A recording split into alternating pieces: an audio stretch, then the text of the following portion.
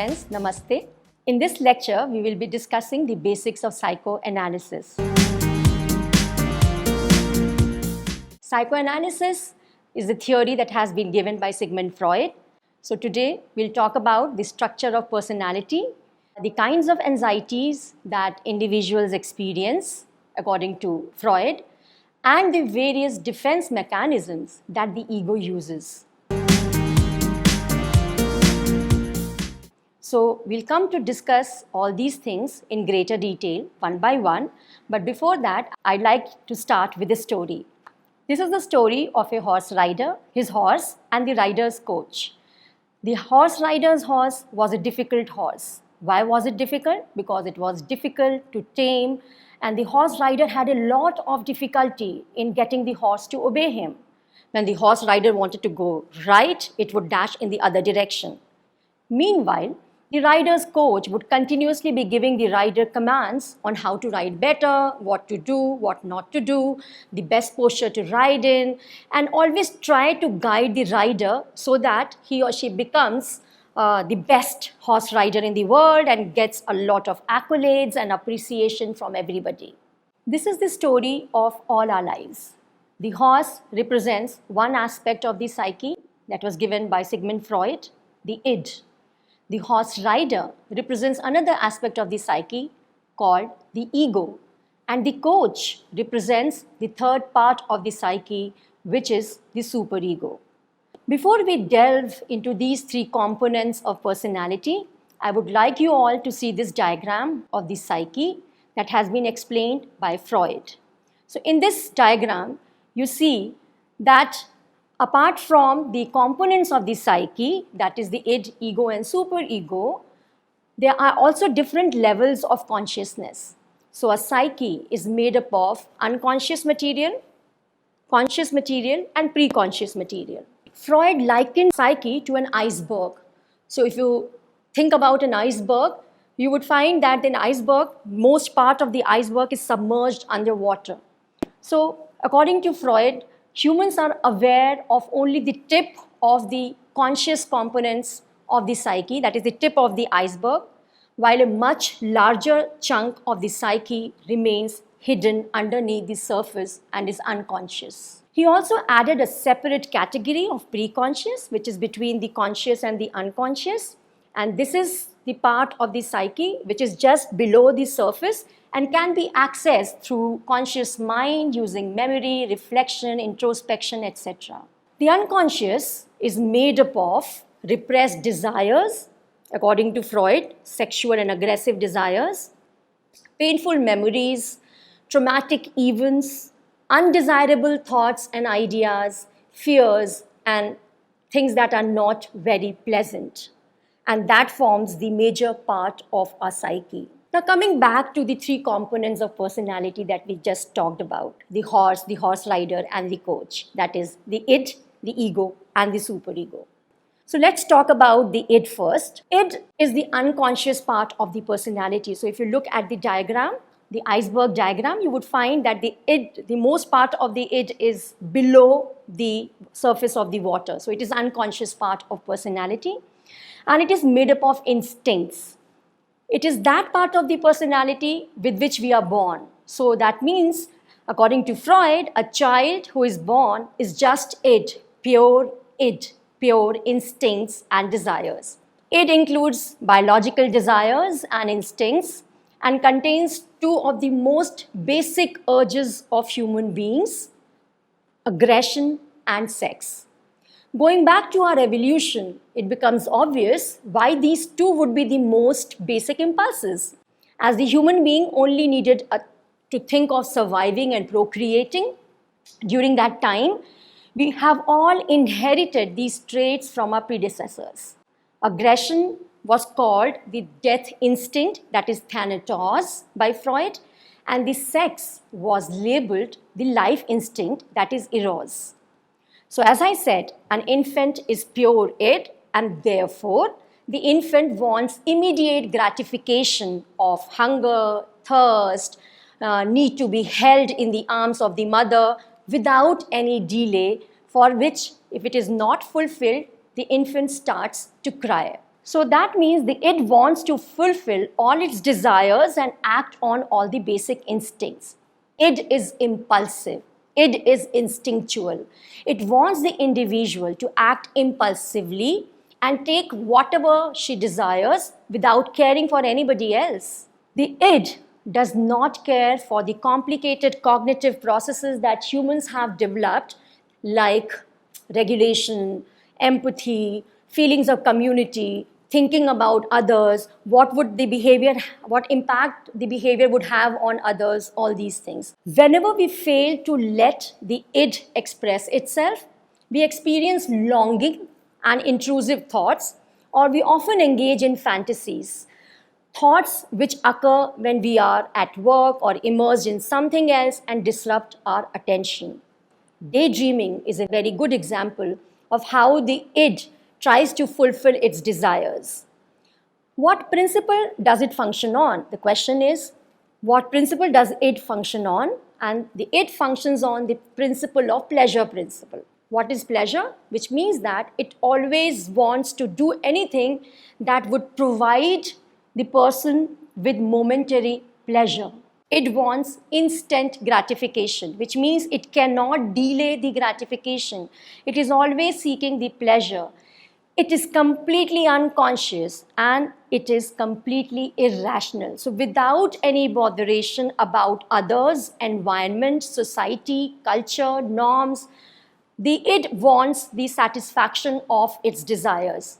So this id is the horse which is impulsive, which is powerful, which wants immediate gratification and has a lot of force. So it is the source of all libidinal energy. Now, that is the id with which we are born. The next part of the psyche is the coach, who is telling you what to do, what is the right thing to do, what is desirable, what is acceptable, what is right, what is wrong. So this coach represents the superego of our personality. The superego is the moral compass that operates on the morality principle. The superego is the seat of conscience. It tells us what is right and what is wrong, what is moral, what is immoral, what is ethical, what is unethical. So superego would contain all the shoulds of lives. It contains our ideal self, what we should be, what we should do, how we should live, and a conscience which is largely derived from the society, basically telling us what we should be doing and what we should become. So this sense of right and wrong, the sense of guilt, shame, pride, embarrassment, all these are emotions for which the superego is responsible. And if you look at these emotions of shame or guilt, they are very reflective emotions. For example, even when we oppose our parents over something that is valid and important, we are punished by the superego in the form of feeling guilt and shame. So at times when we go against the societal norms, this feeling of guilt is evoked in us, and it is the superego which is evoking the feeling of guilt. So as children, we develop the superego by the ages of 3 to 5 years. So that means these years of development are very, very important in shaping the moral compass of the child. As the superego is not a need, but an internal representation of external values based on the interaction with parents, how our parents socialize us, how our parents bring us up. And therefore, society becomes important to develop the superego. It wants individuals to be good boys and good girls in the eyes of the society. It wants individuals to follow societal norms and moral values. Whatever image that we create of a perfect version of ourselves, that also comes to play because of the superego. Because the superego is telling us what my ideal self should look like. So when the superego does not get its way, we experience emotions of shame and guilt, but also feelings of being dirty, lesser than, inferior, etc. All of which will make us want to behave in accordance with the wishes of the superego. So if I don't behave according to my superego, I will be caught up in a lot of guilt. I will be caught up in a lot of shame. And that's why we feel pressurized to fulfill or behave according to what the superego is trying to tell us. So you can imagine the horse rider being very elated when he is operating according to the coach, and when the coach says, yes, you did the right thing. So that is the power of the superego. Finally, we come to the horse rider or the ego. Ego is the conscious component of personality, which is also visible to others.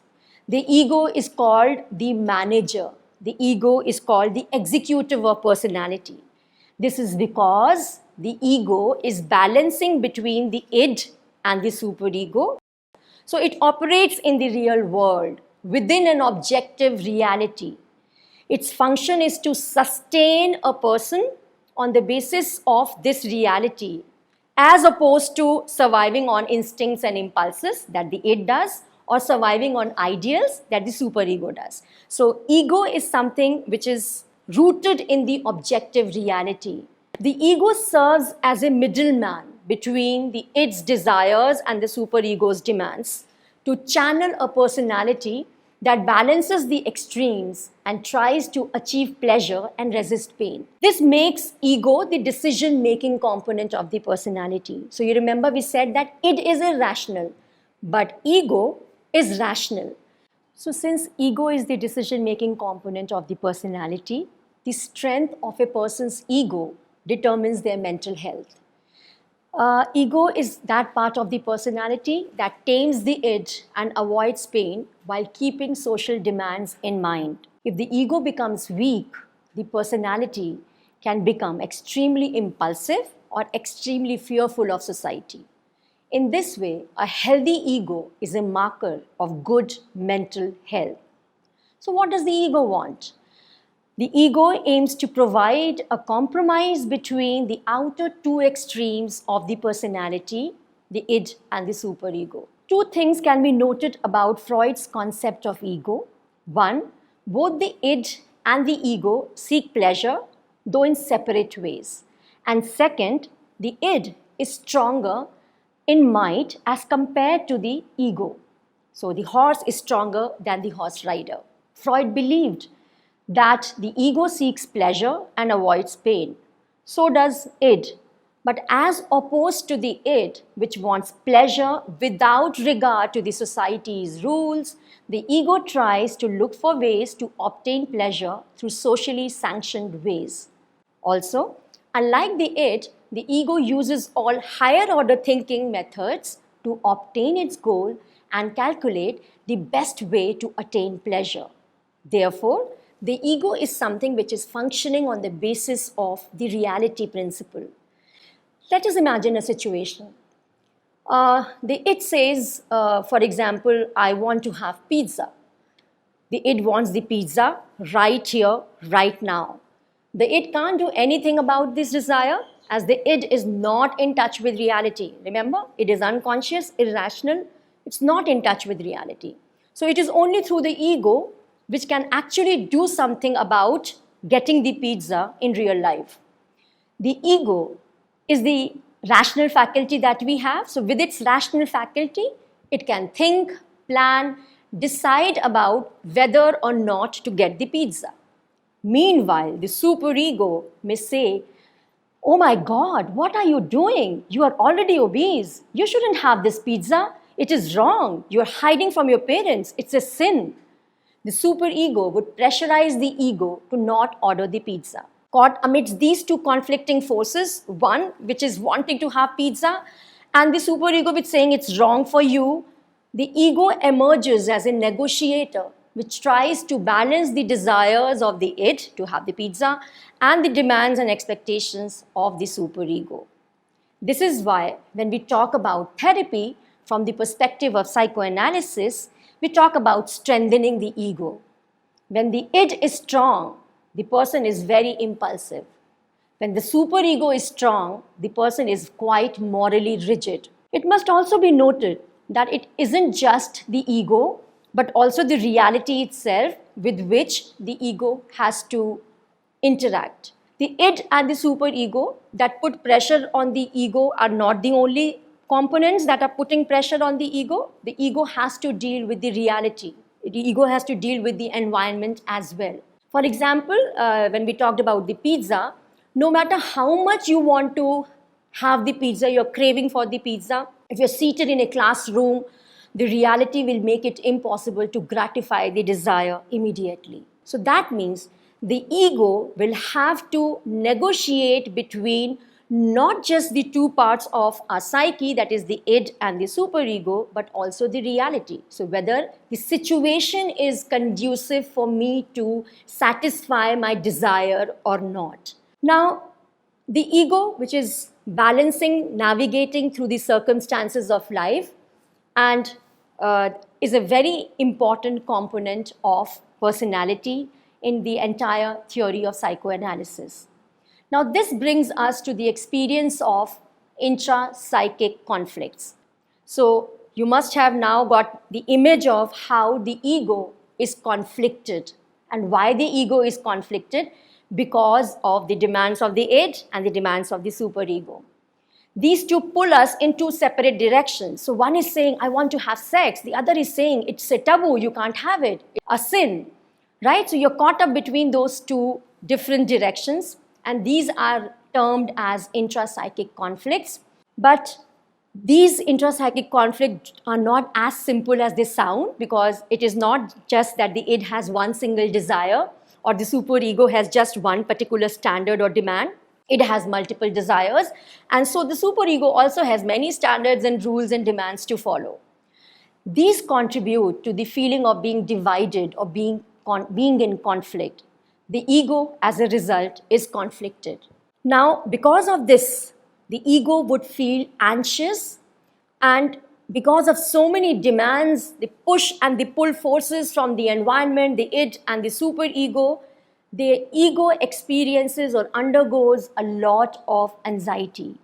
So therefore, what the ego has to do is to tackle this anxiety, right?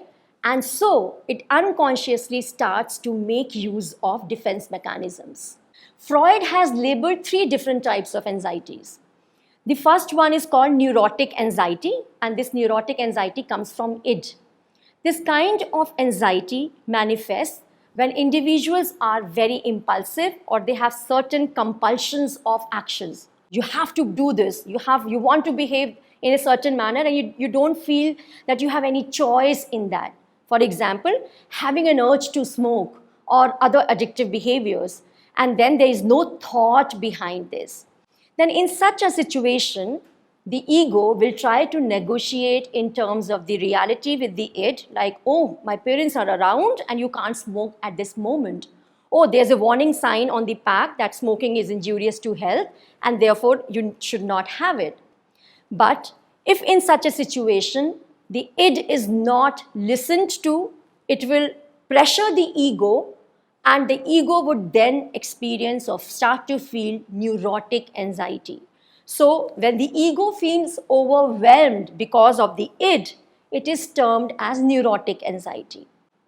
On the other hand, when the superego is pressuring the ego, it will be around issues of right and wrong, thoughts like, I shouldn't date, how can I think about having sex, how can I have fantasies about somebody. When such thoughts cloud the mind and then they pressure the ego and the ego feels overwhelmed, it is called moral anxiety. The last kind of anxiety is the one that comes from the environment and reality, like the anxiety before the exams you feel or before the interviews, job interviews that we experience. These are stressors which are based in reality, and therefore the anxiety that we experience because of these situations are called reality anxiety, which is resulting from the pressure that reality is putting on the ego. Now, since the ego has to handle all of these different anxieties, the ego makes use of defense mechanisms.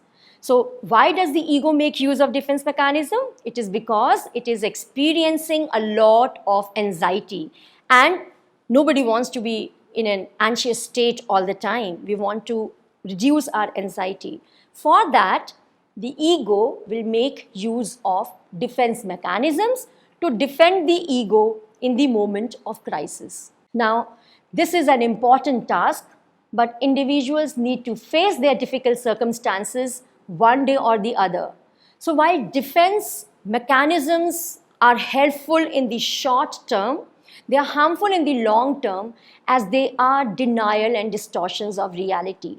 So I might protect myself in this particular moment, and I might use defenses, and it might be healthy in this particular moment, but if it continues for long, it is not going to be good for my mental health. However, there are some defense mechanisms that have been categorized as mature defense mechanisms.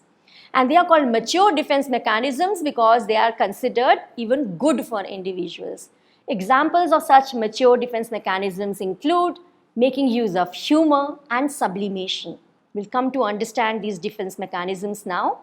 So, the first defense mechanism that we'll talk about is that of repression. This is the primary defense mechanism, and it is the primary defense mechanism because most of the unconscious is made up of the repressed material.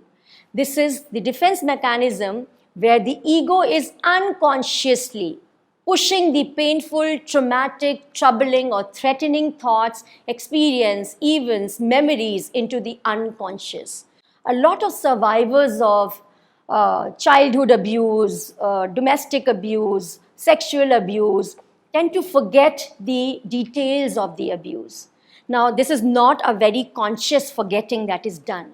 This has not happened because the person wanted to forget, but because the psyche could not go on functioning with the memories of trauma, continuing to remain in the conscious memory of the traumatic event. So that is repression, which is the primary defense mechanism.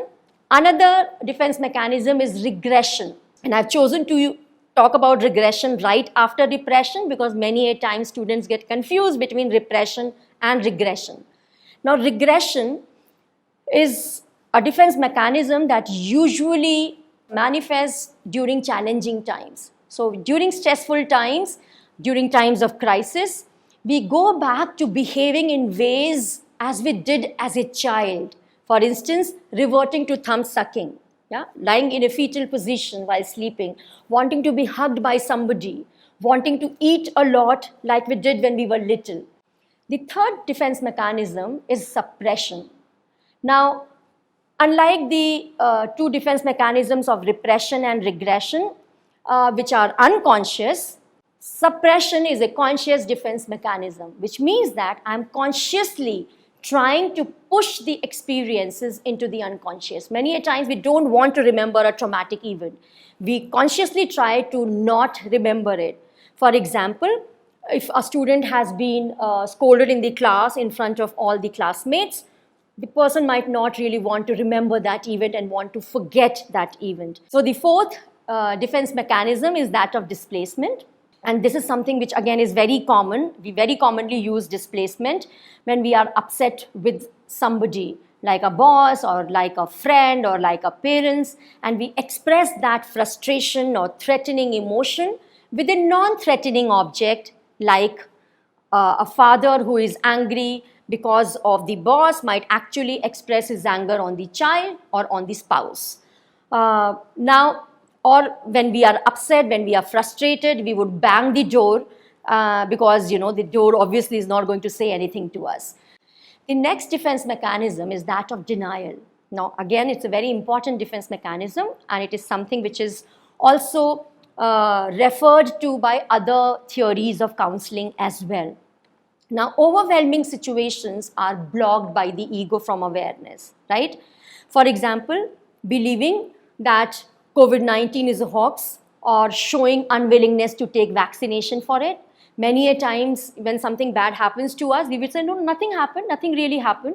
So it's a kind of a denial of reality. When the child is hurt and the child says, you ask the child, are you okay? And the child would say, yes, I'm okay, I'm perfectly okay, I'm fine. That could be denial of reality. Another defense mechanism is that of intellectualization. Now, in this defense mechanism, you are using intellectual components to distance yourself from painful emotions related to an event. So it is basically aimed at relieving the anxiety that is attached to a particular event. An example of this could be, when we tell ourselves that a loved one who has passed away has actually gone to a better place and is no longer sick and is happy wherever he or she has gone. That is an example of intellectualization. The next defense mechanism is rationalization. So the next defense mechanism is that of rationalization. So in rationalization, it is like the individual is using logic to explain his or her mistakes away. It absolves an individual of any personal accountability or responsibility for their action. So when we say that we could not do the test very well because the teacher did not teach us very well or the paper was very tough. When we say that he was the one who hit me first and we justify our physical violence. When we give the analogy of the grapes were sour, that is an example of rationalization where you're not taking responsibility for your mistakes. Reaction formation is another defense mechanism. When the ego cannot accept the unconscious desires and beliefs, it transforms the individual to act in a way which is completely opposite of those very thoughts and beliefs. Now, I'll tell you what. If I feel a lot of anger towards my mother or hatred towards my mother, I would, rather than experiencing that hatred, because somewhere my superego will say that you can't have hatred towards your mother, so I would, rather than experiencing hatred, I would say that I feel so much of love for my mother. Sublimation is one of the mature defense mechanisms, which is not only accepted but celebrated by society. Sublimation is when an individual can express their basal needs of sex and aggression, the eros and the thanatos, in more societally constructive ways, in more acceptable forms, like social work, like arts, like sports. You are channelizing those energies into constructive actions. Compensation is the defense mechanism that has been given by Adler. Alfred Adler was the follower of Sigmund Freud. And compensation is when the ego makes up for your perceived or real weakness by overperforming in another area. So if I'm not doing well in a particular area, I'm not good in mathematics, I might excel in English. That is an example of compensation. A very well-known example of this is how world-renowned talk show Miss Oprah Winfrey dealt with racism from her own mother by securing a job in the local radio station. So she excelled at the age of 17. The last defense mechanism that we'll cover is that of projection. Now, projection is also an important defense mechanism because you would have heard about projective tests that are there to assess personality, and that relies on the defense of projection. This defense mechanism was given by Freud's daughter, Anna Freud. She believed that individuals tend to attribute their own unacceptable motives, emotions, and feelings onto others. For instance, if an individual feels attracted to his cousin, the superego would forbid such an attraction, and this individual would settle it by believing that actually it's the cousin who is attracted to him. So rather than taking up the motives and ascribing the motives to your own self, you ascribe it to someone else. So if you are feeling aggression, you won't say you are feeling aggression, you would say that the other person is aggressive towards you. That is an example of projection.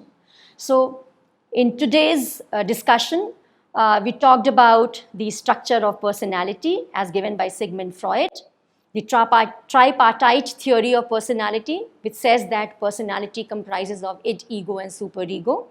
And the life of an individual is an ongoing interplay between these three components of personality.